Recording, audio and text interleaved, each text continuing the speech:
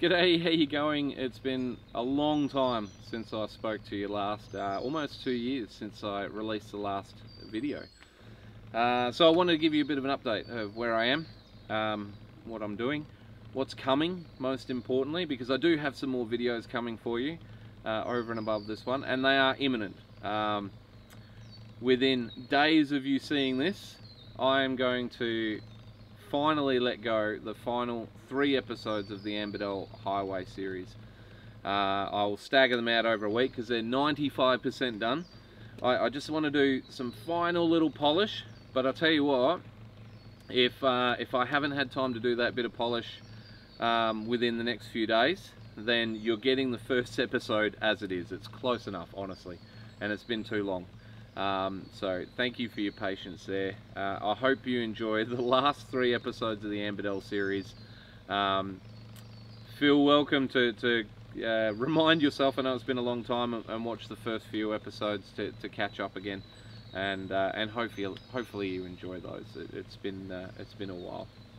So where have I been? What have I been up to?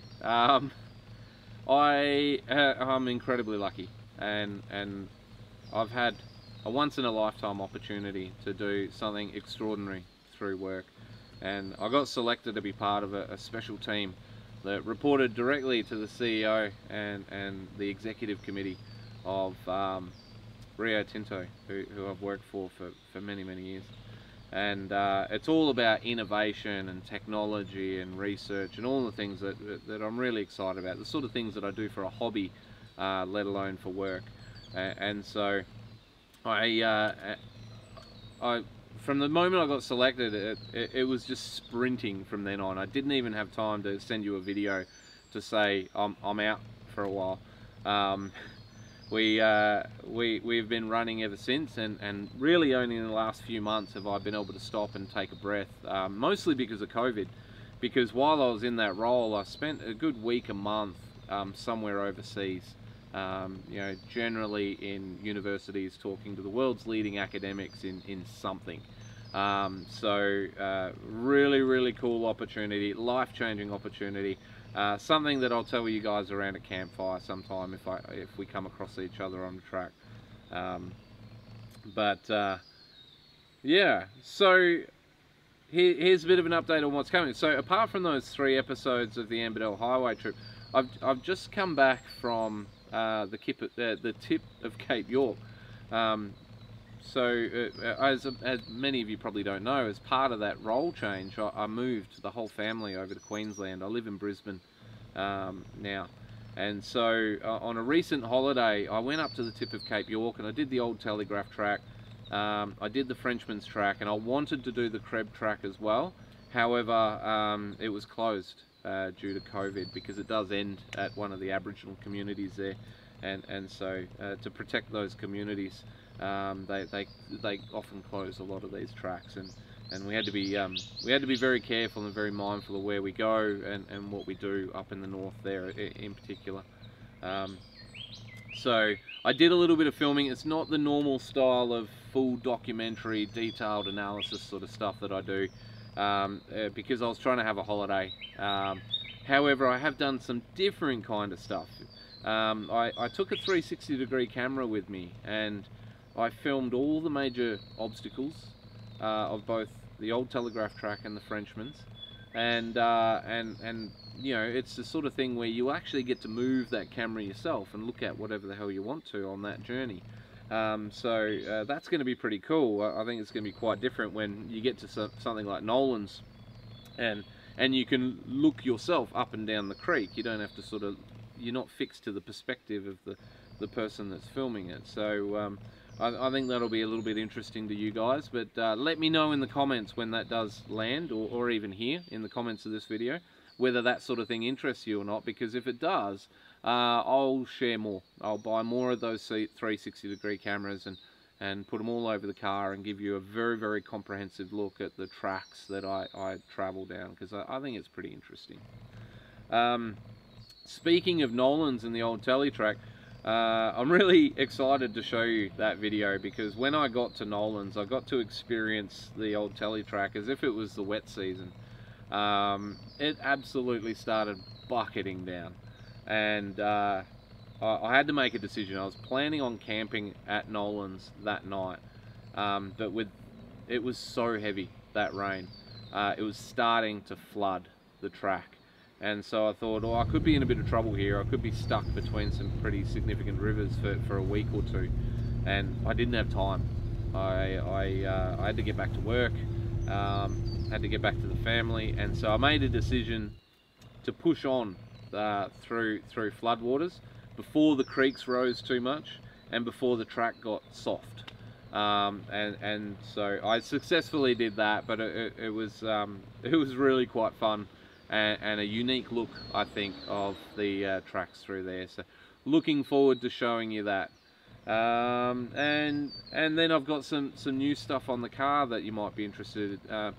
The suspension, the BP51s didn't survive the Cape trip, unfortunately. I don't know, I still think they perform really well. They failed. However, I didn't even know they failed until I hit the sealed road and looked underneath and saw the oil, and I didn't even know it was as bad as what it was, because they never had that really horrible bounce that you get when they fail completely. But it was a pretty big failure, and it's the sort of failure that I think I probably could have got a warranty job on it. It would have been the third time getting warranty on the BP51s. But I just wanted to try something else. So I've actually put King's remote res suspension on here. And oh man, already, like as soon as you drive it, it's 50% better just on road, let alone off road. I've only had them on there for 3 weeks, so I'll give you a proper review and we'll do a bit of a video and I'll show you all the bits and pieces around the King suspension in the future. But yeah, really, really good. Couldn't be happier, and I think these will be on the car for the rest of its life. It's taken me a long time. I've never quite got the suspension right on this thing. I tried the TJM 9-stage adjustables in the early days, then I went to the BP51s and never quite right. But the King's, everything about it feels right, and I can't put my finger on why. It just feels right. The other piece is I've changed some tyres. I'm now running with the Mickey Thompson Baja Boss. Love the Mickey Thompsons, loved the MTZs. I used them until there was nothing left of them, just about. So you know, got 50,000-60,000 Ks out of the last lot. Performed flawlessly. Only got one puncture, but that one doesn't count because it was going through a road construction area where I picked up a giant nail, and it was in a city, so I don't think that counts. So I'm looking forward to seeing how these go. They are a bit of a hybrid mud terrain, so really, really luggy on the sides, but through the middle, they're a little bit closer, and apparently that's to reduce some of the road noise. So I'll let you know how that goes. It's definitely quieter than the MTZ so far, but you know, they're brand new, and so you really know whether they're quieter or not once they've worn down a little bit, and we'll see how that goes.